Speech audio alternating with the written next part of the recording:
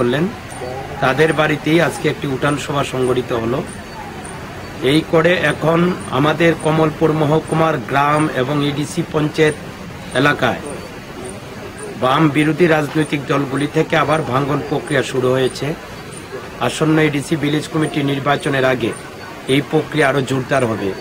যা কিছুদিন আগে কমলপুর শহর এলাকায় ব্যাপকভাবে কংগ্রেস দল ভেঙে আমাদের দলে এসেছেন এবং তাদের আন্তরিকভাবে অংশগ্রহণের প্রতিফলন ঘটেছে নগর পঞ্চায়েতের এবারকারের ভোটে, যেখানে আমরা ভোট পেয়েছি ৬৭% প্রায়। তাতে একটা উল্লেখযোগ্য সাফল্য। বিরোধী দল থেকে আসা লোকজন সত্যিকারের মনে প্রাণে এসেছেন এবং ভোটের বাক্সে তার প্রতিফলন ঘটিয়েছেন। এই প্রক্রিয়া শুধু কমলপুর নয়, গোটা রাজ্যেই এই কাজ চলছে।